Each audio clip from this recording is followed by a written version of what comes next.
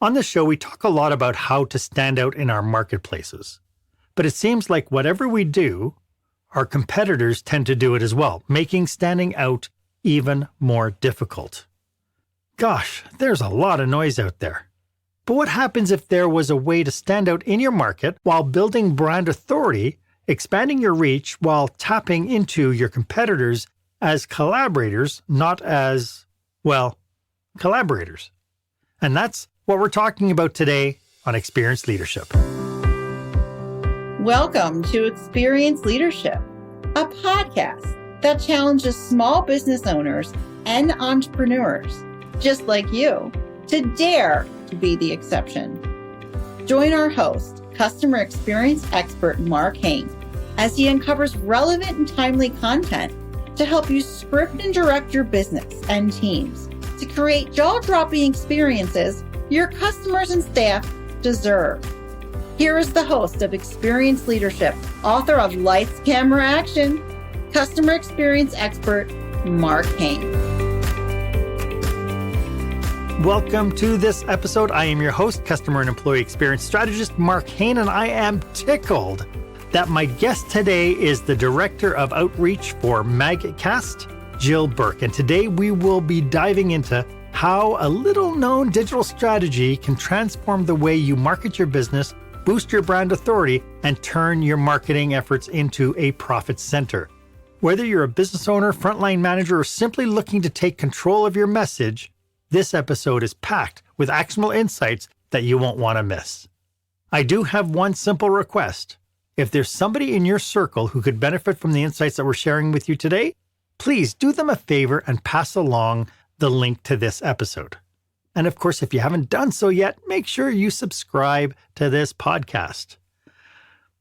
You know, I know how it feels. You've got a business to run and you have a brand to build and an audience to engage.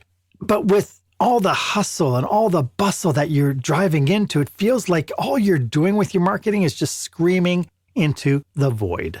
Sure, you've tried all the traditional marketing routes, social media, email, newsletters, maybe even some paid ads. But the return is barely enough to justify the time and the money that you're pouring in. Does that sound familiar? What if there was a way to not only reach a bigger audience, but also position yourself as an authority in your industry? Build that know, like, and trust factor. And what if this tool actually made you money instead of draining your marketing budget? Well, that brings us to our question of the day.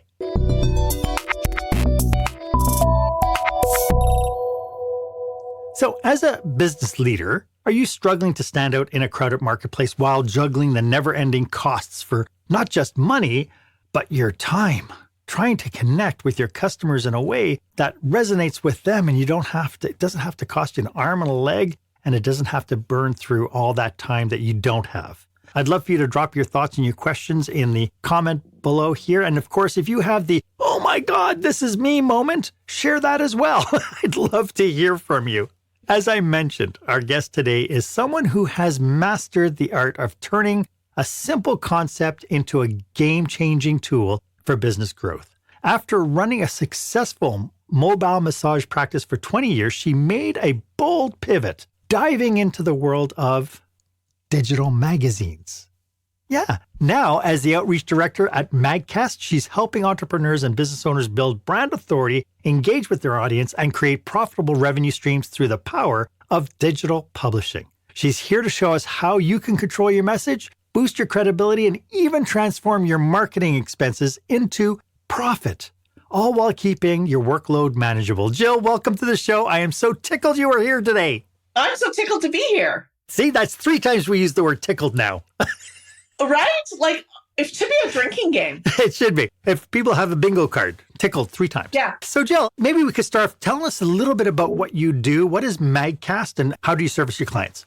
Sure. So MagCast is a digital magazine, but it's not like a flip book or a digital newsletter or something. It is a real magazine. You download it through your iOS app or Google Play Store, and it shows up in your iPad and you You read it just like a magazine. It looks like a traditional magazine, except of course it's a lot more portable and people can reach it a lot easier. And it gives you a chance to change all of your marketing strategies completely. And you can actually see what's making you money, because the magazine itself is an asset that makes money.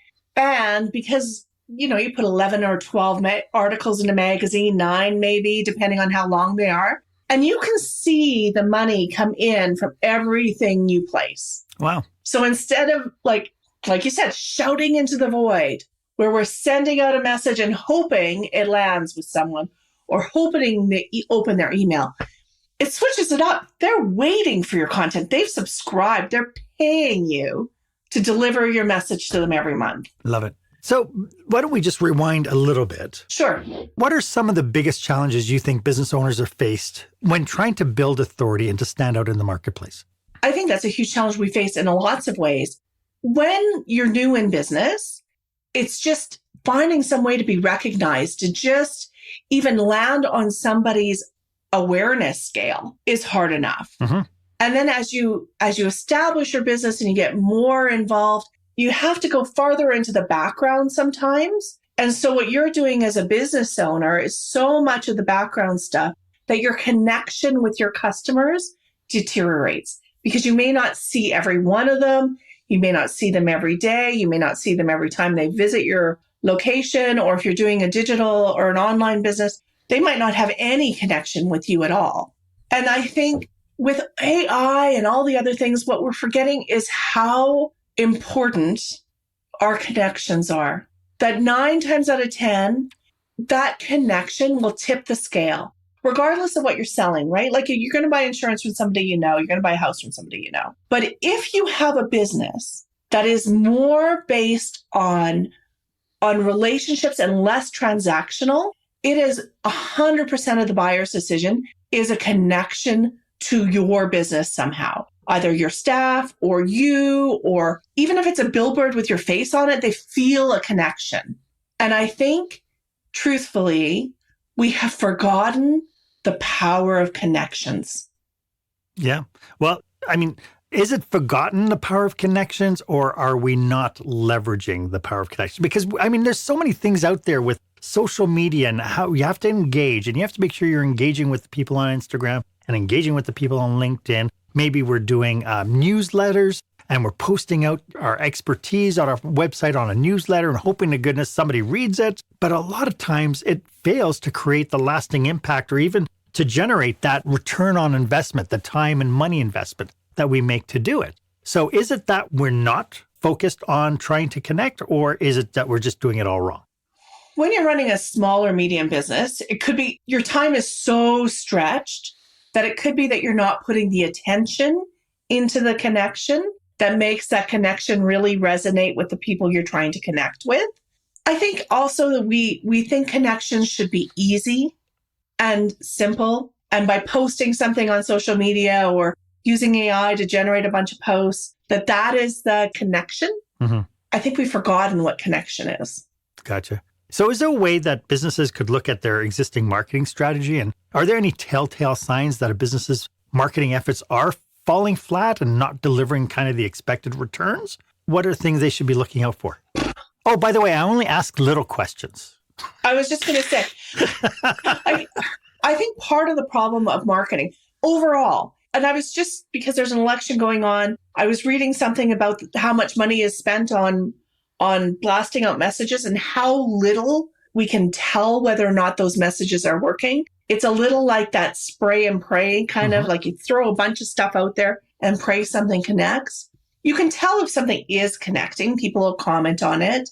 When they see you, they'll say they saw something, or they'll message you back and say, I love this, or I hate this, or this, whatever. But I think also a lot of it is a message has to hit a lot of times before it permeates through all of the noise if it's just another piece of content that you see. So if you're putting something out on Facebook or you're putting something into the Twitter or whatever it's called, it is one of 1,000 messages. In fact, it might even be one of 1,000 messages they see in 10 minutes. So how do they get even a chance to resonate with your content under those circumstances?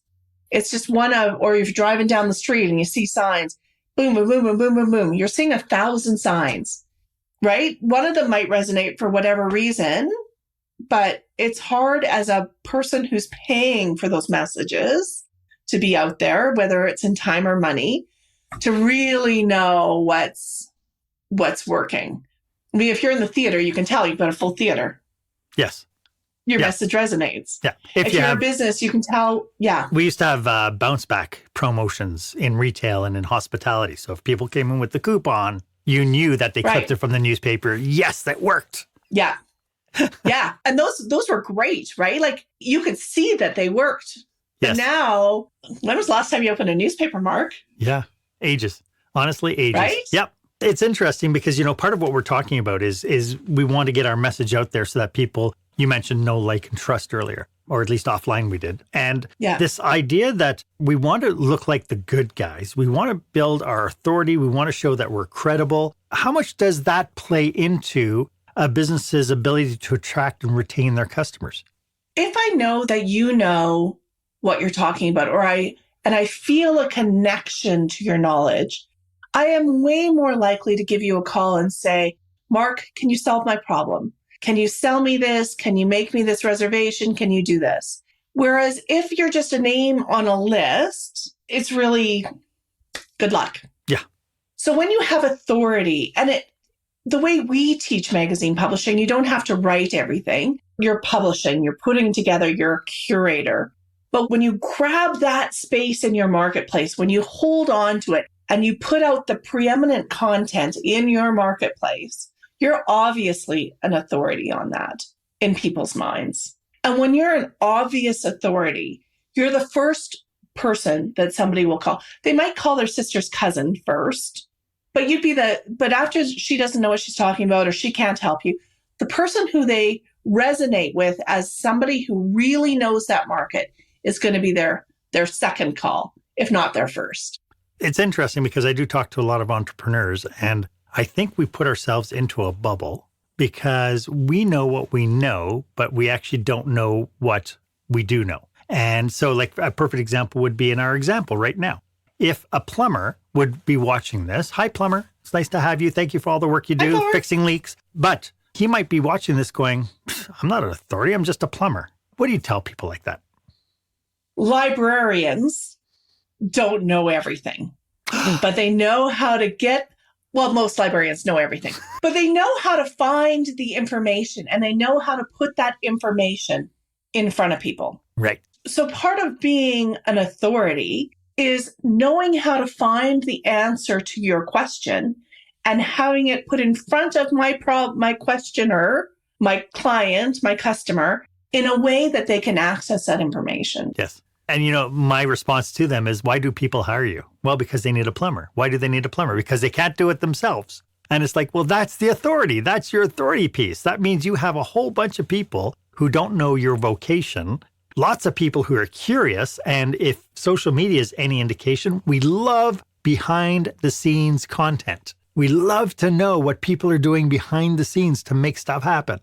Yeah, we really do. Yeah. That's such a fun way to look at a problem too. Also, when we know something really well, we're comfortable with our knowledge, we're good at it. We have a tendency to dumb down our ability to do that. We think that that's not, anybody could do that. Exactly. Everybody knows that. It's super easy. Everybody knows. Everybody knows how to fix a kitchen sink clog. Yeah. But the truth of it is, lots of people don't know what we know. Right. And sometimes you just have to be a little Trumponian and say, I am good at this. I am smart at this. I know what this is. As much as, that's a different problem. But saying you're good at something is part of letting, it's a permission structure for other people to realize that you have gifts. Yes. And I guess the big differential, though, is you're not telling people you're smart. You're not telling people you know this. You're sharing your expertise, but you're not going to people and saying, hey, I'm the best plumber. I'm the best plumber. I have all sorts of awards and I've done schooling and I have all these customers. You should hire me. People would just close down and shut down, right? So we've both written books. Yes. Right? When you write a book, you don't you show. You don't just say, Mark is the smartest person in the room. Yeah. You demonstrate through the dialogue and through how you set things up. Yes. The market, because that's what resonates with readers. They want to come to the conclusions themselves. Yes. And again, for the people who take marketing, small business owners and managers who post on social media, you're posting the wrong things because you're telling the world how great you are. But to your point, you're not showing them how great you are. Yeah. So, when you do show how great you are, it's important to be authentic with that. yes, absolutely. Yeah. It's showing who you authentically are and what you're authentically capable of doing and the authentic value you bring to the world. Pure and simple. Yeah. When we come back, I'd like to explore the benefits of creating a digital magazine. I'd like to dig a little bit deeper into this because this is the solution that we're going to be supporting in this episode. It's a very good solution. And we'll get to it right after this. When the spotlight shines on your business, are customers applauding or yawning? In other words, how is your business performing? Make your business a star with the new book, Lights, Camera, Action, Business Operational Excellence Through the Lens of Live Theater by Marc Haine. Marc uses his business and acting experience to help you see your business like a live show so you can create a performance your customers will never forget. Buy Lights, Camera, Action today at your favorite online retailer or directly at marchaine.com. Welcome back. I am here with Jill Burk of MagCast.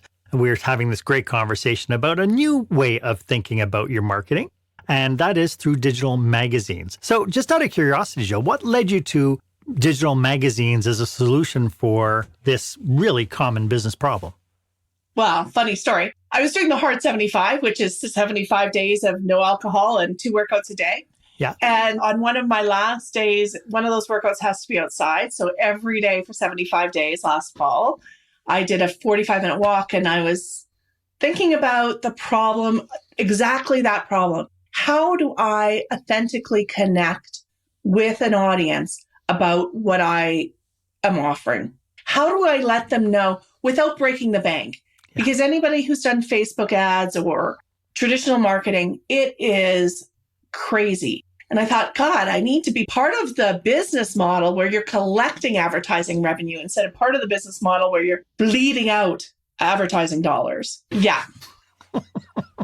It does it. You can go broke paying for advertising. And there's no shortage of people who want to take your money. Yeah. So I called my girlfriend at the time, she's a partner in some of the things I'm doing. And I said, Tara, my God, let's start a magazine. And then I just started the investigating process, ended up with these guys at MagCast and said to them, called them, talked to them a bit on the phone. And then I hung up the phone and I investigated some more and saw the other things out there. And I called them back and I said, yes, I'm in. And oh my God, you should hire me as your director of outreach because you are not reaching enough people. Not enough people know this is a solution. So a little bit back and forth, they called me back and said, you're in. Ta-da! So here I am. So how is this different from traditional media? This whole idea of digital publishing, how is it different from, creating a paper magazine or the traditional media that we have that is slowly waning? Almost exactly like creating a paper magazine. Okay. Truly. You gather your articles, you gather your photographs. One of the things we teach is, first of all, how to find your niche so that you're really talking to the right people. And that whatever you're talking about has a big enough audience that it's worth your time. So if you're selling insurance, maybe it's not the best fit. If you're doing something where you have an ongoing relationship with your customers, it's a better fit. And then from there, we teach you how to find people in your field, in your niche, that are already producing writing that maybe doesn't get enough attention. And we help you bring those people into your fold so that they win, they get way more eyeballs on what they've already written and done. And you win by getting content. And you double win because you've also got more than one way to monetize that marketing that goes out. But you can really tell a good story in a magazine. A newsletter, even a fairly good newsletter, is probably 1 to 2 pages. Yeah. Whereas, and there might be pictures, but they're small. Whereas a magazine, it's the size of your iPad, it's the size of your computer screen. The pictures are beautiful and vibrant. You can really tell a complete story. And you have that chance through, let's say, 9 to 12 articles in an issue of arcing a story or weaving together information that will connect to your audience and will lead them where you need them to go. And I don't know any other marketing platform that allows you to do that in a way. And because we have magazines on raising kids with dyslexia, photography, tiny houses, arts and crafts, you can monetize all of those things that you put in, courses and programs, coaching things that come in through the magazine, really gives you a very robust set of tools to monetize your marketing before it even goes out. And then it's a sellable asset. We have a guy a couple of years ago who sold his magazine for $2 million. Wow. So it's a very different approach. So as we're talking to grassroots businesses, if somebody decided that they want to work with you and kind of explore MagCast a little bit, what are some of the immediate benefits that business owners and managers can see if they introduce digital magazine into their marketing strategy? Sure. Well, one is they're going to see that their email list explodes. So the people that they're talking to will exponentially grow. That is going to be, so then you can really see who you're reaching and how that's developing. The second thing they're going to see is that through the placements of articles, you can do those bounce back coupons, like you said. They're going to see how things work and what resonates with people because they're going to see it start to come back or links get clicked, all of those things. They have a very complete idea of what is resonating within their issues so that they know what's connecting. And then a lot of it from there will depend on what they're selling. If they're selling tours, they'll see an increase in bookings. If they're selling, let's say they've got a photography magazine, they'll see the links in the magazine for advertisements of all sorts. They can see what people are clicking on because it's digital. And every time somebody clicks on it, you can see what's happening. And then you get a check. So one of the best ways to tell what's resonating is you will get money in your account. Gotta love that. If this is resonating for the audience, how can they get in touch with you, Jill? So J Burk, B-U-R-K, at magcast.co. Okay. That's the easiest way. And tell me you'd like a copy of my magazine, Savor Europe. I will send you a free issue. And otherwise, you can also go on magcast.net/Jill. Okay. And you can even register for one of our upcoming, and put the /Jill in, because then we can see that this resonated. Right. And then I know, right? So that I can track it back to Mark and maybe, give him a little thank you.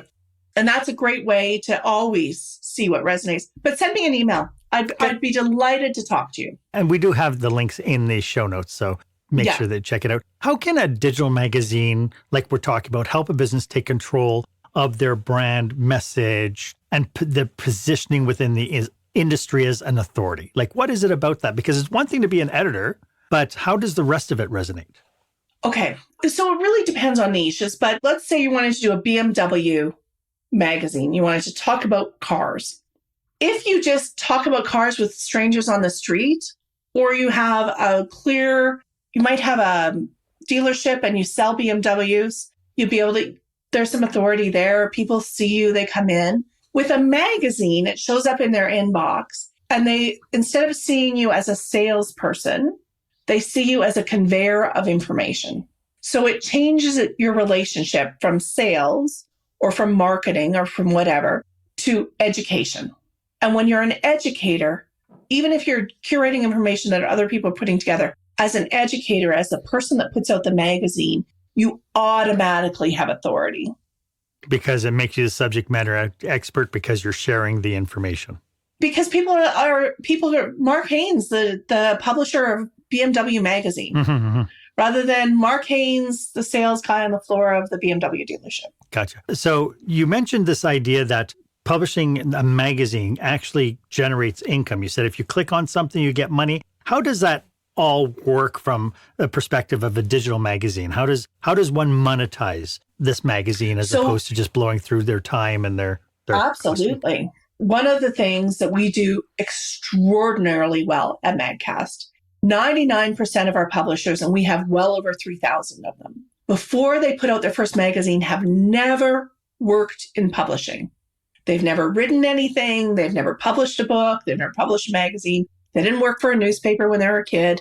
So as part of our education process, when we take them from being Jill on the corner selling her massage therapy services, I'll be clear, that was therapeutic. Thank you. So part of our process between moving somebody from business owner or author, whatever they are, to publisher is we do a very robust 5-day training program. Part of that training program is we help you connect with platforms that will place ads in your magazine. The wonderful joy of digital magazines rather than print magazines is in a print magazine, somebody would pay you upfront to have that published in there. Whereas in a digital magazine, much like your Google clicks or your Facebook ads, those are designed on a cost per click basis. So as my reader, when you go through the magazine and you click on an ad or you click on a link, and listen, we can get you Reeboks in that first issue. Like, we're not talking about something you've never heard of in your magazine. We're talking about giant ass brands. And when they click on that ad, Reebok will go, oh, look at somebody just saw our ad in this magazine. And they will calculate that and send a check. It's one of the most surprising things for our new publishers when that income starts to come in, because you almost never expect to wake up on a Tuesday with a $340 check from Reebok. Right. Well, and it's this whole thing about what we talk about in business space now is this idea of passive income. Yeah. And how cool is that? And multiple streams of income. Very cool. Yeah. And so this idea then, they take the course, they learn all about what MagCast can do for them, and then they solicit other experts. We mentioned at the beginning that we're turning our competitors into contributors. So we can, if we have an industry magazine, then we can actually go out to our competitors and say, hey, I have a magazine. Would you like to contribute to it? I'd love for you to talk about some aspect of your business. And we need to make it even simpler than that. So if I'm going to put a business magazine together, I would say to you, Mark, I see your book here. I'd really like to take this chapter that's already written and just put it in my magazine as an article with links to you and your book. Would be one really great one. Then I'm not waiting for content from someone. You've already done that. And really what we do mostly is we look for people that have an audience. They have their own blog, they have their own whatever. So they're already writing content in our space. And we send them a message and say, listen, I found this piece of content you wrote 18 months ago. So probably nobody's read it in the last 2 months, really, between you and me. But I'd love to take that article that's already written and just give it a magazine treatment. We're going to put great photos in it. It's going to have a lovely spread. It's going to have all your links and your accreditation. And we're going to put it into the magazine. Almost everyone says yes, because it raises your profile as a writer. It is more eyes on all of your stuff. Sure. But then again, going back to our plumber example, this would be a great way for them to showcase their expertise in a different way than is what everybody else is doing, which is social media, ads, and the whole thing. A plumber could use the same model by going to his plumbing conference and talking to some of his key people and saying, hey, I'm putting a magazine together. I'd love to get some ideas from you on what you would like to contribute. And then we can share in the windfall. But even more fun than that, because plumbing could be a very video kind of friendly thing. Yeah. You can find somebody in a YouTube space, because this is a digital magazine. It can play video. Magical. And not only, so it plays the video, you can transcribe the video underneath. So you've got text. Yep. But you can include that link right to his YouTube channel. And honestly, if you're trying to get eyes on your YouTube channel, what a great way to do it. Yeah.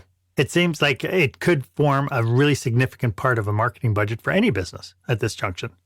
Especially because it turns your marketing budget into, an expense to a credit. And so when somebody gets starting from scratch, they take the 5-day course, when could they expect to see results? And by results, I don't just mean the checks in the mail, but to see kind of the bounce back, to see that their investment of time and money is actually paying a return.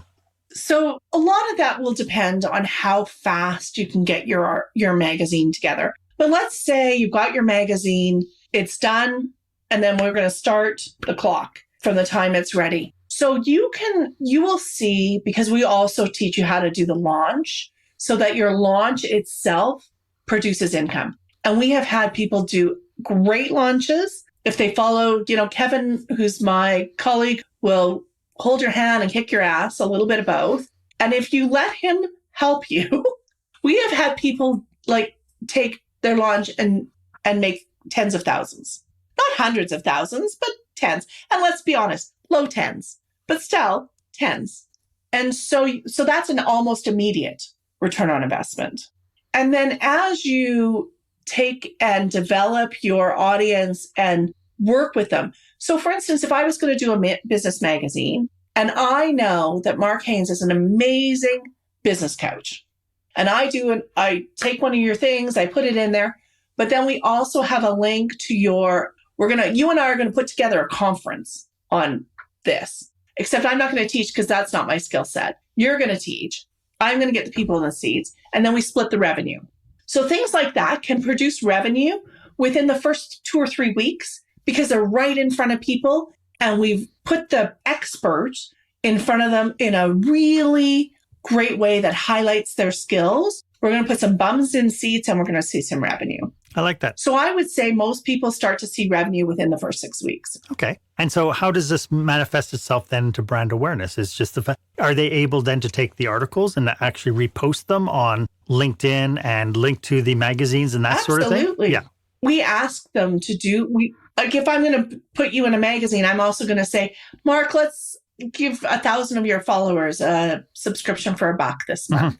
As a thank you, which then helps them boost their profile as a contributor, but also helps me build my ever important mailing list and subscriber list. Yep. Very cool. I'd love to get into some cautionaries and some pitfalls as people consider this for their business, and we'll get to that right after this. Attention, meeting and event planners. Is your company or association planning a live or virtual conference, seminar, or staff retreat? Are you looking for a fresh, energetic perspective on what it takes to put on a jaw-dropping experience for your customers or staff? Book customer experience expert Marc Haine for your next group event. Past participants have said, Marc kept us in stitches while teaching us how important and powerful actually designing our customer experience can be. Read more testimonials and find out how Marc can serve you and your group at marchaine.com. That's MarChaine.com. We are having a phenomenal discussion, and I hope to heck you're getting a lot from it. As evident from our discussion today, you can tell that Jill and I are deeply dedicated to supporting business leaders just like you. So if you need our help, or if you're in the midst of planning a leadership retreat or an industry conference and you're looking for some amazing content, we're just a message away. Feel free to reach out. Just a message away. Just a message. And so you can reach out for a conversation about your unique challenges or to discuss how we can collaborate to achieve your goals. Our link is in the show notes, so don't be shy. Go ahead and click our link in the show notes. So collaboration is everything. It's everything these days, right? It's everything. Yeah. It's all, even you and I just connecting at the very beginning, you go, oh, I know somebody at this. I'm going to connect you. Because this is what we do now as professionals. It's like, oh, I think you could provide value to somebody. Just like I started this show off, if you know anybody who could use what we're talking about today, it's like, oh, I know Steve has been looking at different ways to monetize his message and trying to get out there, and maybe I'll share this episode. Ta-da! Yeah. Collaboration. Ta-da! That's the second word of the day. Love these words of the day. They're magical. So people are tuning into this and they're thinking, oh, this is a really great idea. What advice would you give them to avoid kind of the pitfalls, and what cautionaries would you have getting started? So if your audience is transactional rather than relationshipal, that's not a word, but if we're using words of the day, I'm going to make up some. If your audience is transactional and not based on relationships and connections, this is a bad fit. So if they just come in and they give you money for something without caring who made it, who produced it, or it's a one-time kind of thing. So every once in a while you need to renew your insurance, you might go in and talk to somebody, but that's not an ongoing relationship really.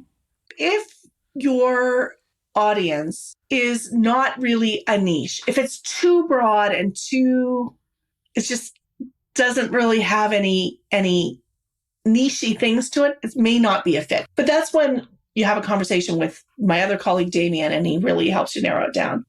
But those are two ideas of things that are just not really a smart fit. So it's not that people don't have a niche. Maybe they just don't realize their niche, because every business has a niche. I don't care if you're a hardware store or a grocery store, an optometrist, you all have niches and you all have target markets. It's just maybe understanding what that looks like.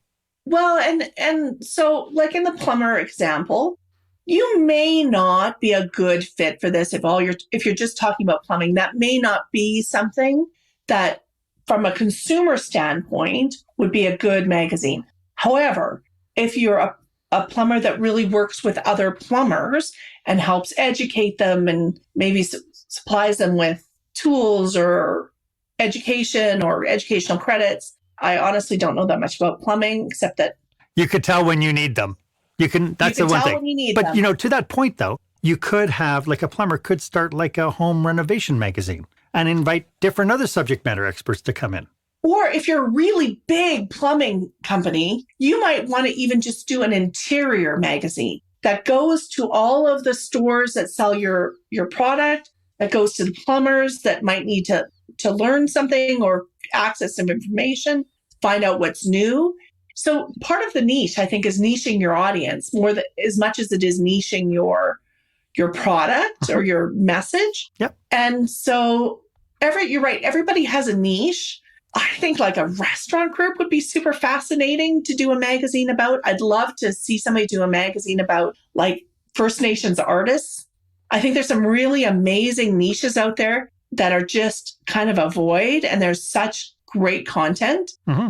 And if you have 2 or 3 ideas of things that you might want to speak about on an ongoing basis, it is really worth having a conversation to help you hone that in and decide if this is a good fit for you. And really, truly, if we don't think that it's a fit, we will not take your money.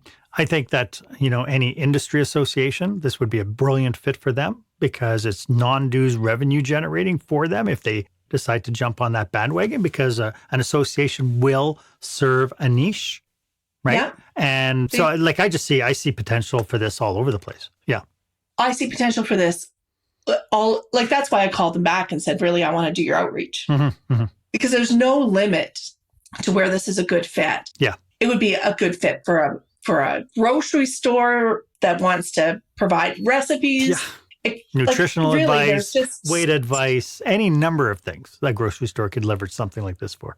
Yeah. And you have tons of staff, and a lot of them have subject matter expertise as well.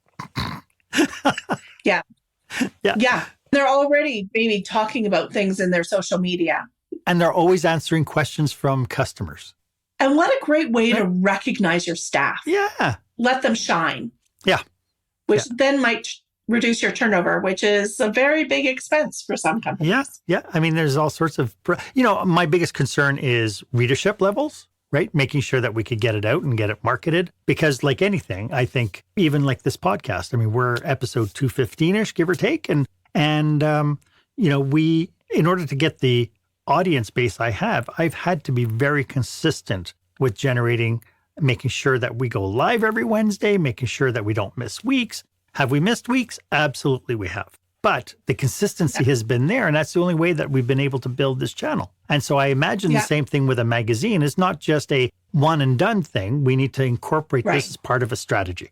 And really, truthfully, you don't even want, you really don't want to see a magazine with only 1 or 2 issues on the front page. Right. Of course, that's how it's going to start. But even if you're only putting out 4 or 5 issues a year, you really need to make sure that you have a cadence and you stick to the cadence. Yes. And people will buy back issues. So as you go on and you get better and better and better and you give out messages consistently, people will go back and buy issues you've already done just because they love your message. Love it. This has been absolutely brilliant, Jill. Thank you so much for sharing this with us. Do you have any last thoughts about what we've been talking about today? Just call us. Just call me. Well, don't call me because I haven't given you my number. I'm not going to give you my number because Mark is going to put this everywhere and I don't want to be a bathroom wall kind of thing. Send me an email. If you have questions, we'll organize a Calendly link and we'll meet on Zoom and we'll answer any questions that you've got. Lovely. And so the link is in the show notes. Could you remind everybody one more time how they can get a hold of you? Jill Burk at magcast.co. Love it. Thank you so much. Thank you, Mark. I really, truly enjoyed this. This is eye-opening and it's so much fun. It's something that I'm personally going to be exploring into to see how I could leverage this because it's an idea I never thought was out there. So thank you so much for sharing that with us Hardly today. anyone wakes up in the morning and says, I need a magazine. Right, exactly. Well, I mean, there was that one Tuesday. But you probably do. Well, thank you so much, Jill. It's been a Have pleasure. a wonderful day. Thank you you for having me. Why don't you let me know if this was of value to you? As always, my offer stands. If you would like 30 minutes of my time to brainstorm your business with you and your team, feel free to book some time on my online calendar. The link is in the show notes. It would be my honor to be of service to you. And while you're at it, why don't you go ahead and leave a comment or a review about this episode? Was it valuable? I'd love to get some feedback. Were you able to get anything out of it? And of course, if you haven't done so yet, please make sure you go ahead and subscribe to this podcast. That way you get notified whenever I bring you fresh new content, just like what we brought you with Jill today. Thank you so much for joining me. My name is Marc Haine. I hope you stay safe, stay healthy, and I hope you dare to be the exception. Thank you for joining us this week on Experienced Leadership. Make sure you visit marchaine.com for a full directory of available episodes. While you're at it, if you found today's content valuable, please share it and tell your friends about the show. As Mark says, knowledge is power, but only if you share it. Be sure to tune in each week for the newest episode. Please stay safe, stay healthy, and dare to be the exception.